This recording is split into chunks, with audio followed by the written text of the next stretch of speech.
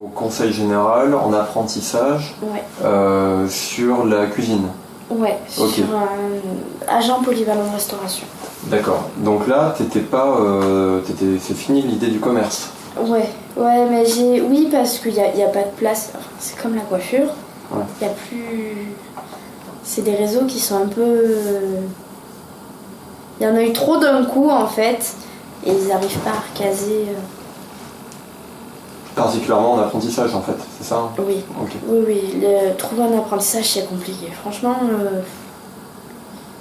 pour l'avoir fait, même pour rien qu'un CAP de vente, c'est compliqué de trouver un patron.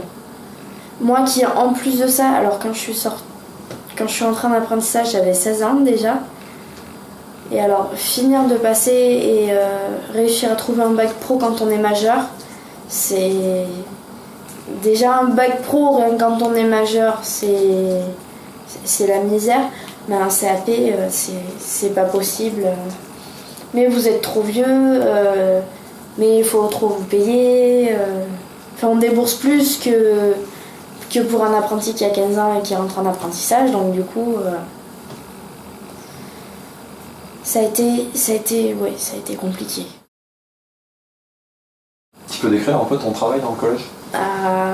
Matin j'arrive à 6h. Alors en général ça dépend, on fait au plus pressant.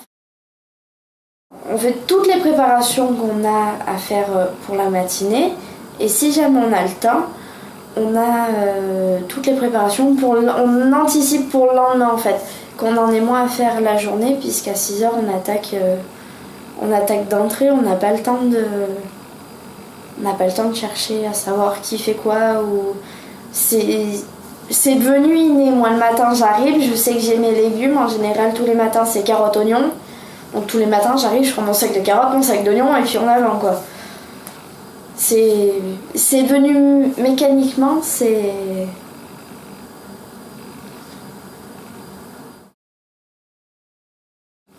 Ça va avec ton chef? Ça va avec mon chef. Il est... Non, franchement, il y a des chefs, quand j'entends parler mes collègues au CFA, je me dis, mais moi, à côté de ça, mon chef, c'est une crème. C'est fatigant comme travail? Un peu.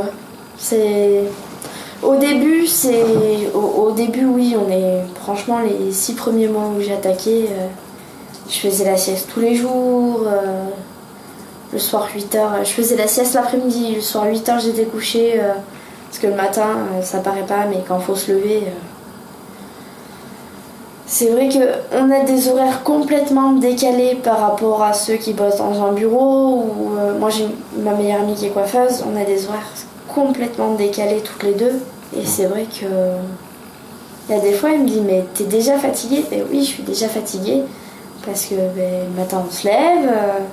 Après, on piétine toute la journée. Donc forcément...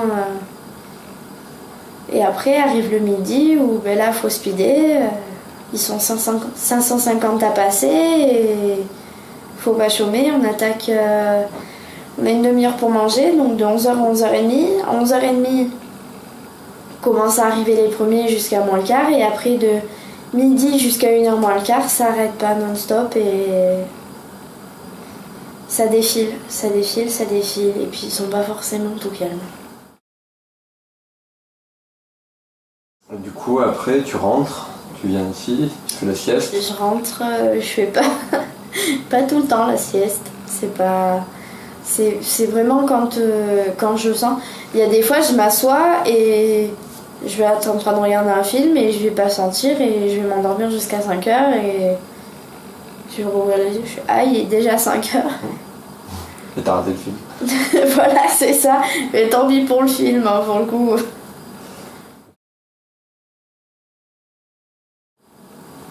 Puis on sort un maximum, il y a des fois le soir on va boire un coup, il y a un bar pas loin et où il y a l'école de gendarmerie qui sort, donc du coup c'est pareil, on voit les gars de l'école de gendarmerie, on voit des gens de Tulle de notre âge, plus vieux, plus jeunes, on voit du monde. On reste pas enfermé. Tous les soirs? Non, pas tous les soirs. Faut pas abuser. Non, en général, 1-2 fois par semaine. Demain soir, il y a la soirée étudiante, on sait qu'on fera la soirée étudiante. Combien t'as de loyer ici? Sans APL, 407. Ok. Et avec les APL? Et avec les APL, j'ai 55 € de loyer à payer. Ok. Et pour un revenu de combien, si c'est pas indiscret? Je suis à 714. 714, ok. Ok.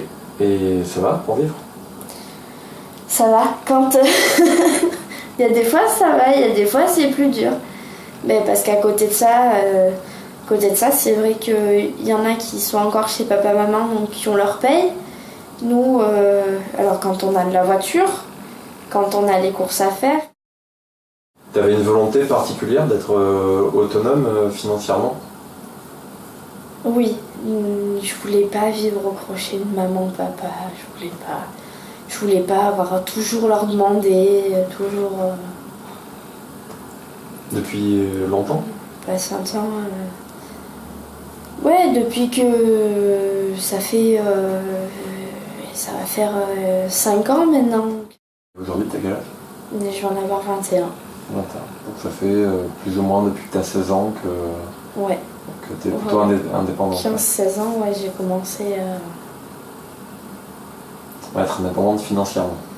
Voilà. Depuis que je suis rentrée en apprentissage. Est-ce que c'était pas aussi un besoin de tes parents que tu sois indépendante? Ou est-ce que ça venait vraiment complètement de toi? Peut-être un peu des deux. Mais voyant que justement que maman galérait, que je me suis dit non, faut que de moi-même, il fallait que je fasse quelque chose. Donc je m'en suis sortie. Je m'en suis bien sortie. Et t'as assez de temps et de moyens pour partir en vacances, par exemple, si t'arrives? Vacances, c'est... J'essaye, parce que je suis en vacances relativement régulièrement. Donc on essaye, mais aux 3/4 des vacances, je la passe. C'est vrai que du côté, moi, du côté de ma maman, je suis espagnole, du côté de mon papa, je suis sicilienne, donc c'est vrai qu'en général, on est très, très famille, on est très soudés. J'ai pas forcément envie de m'éloigner d'eux. J'arrive toujours à avoir une nouvelle lubie. Me dire, tiens, demain, si je partais là, oui, non, mais je peux pas, donc tant pis, je pars pas. Ok. Des envies de voyage? Ouais, voir du pays, voir...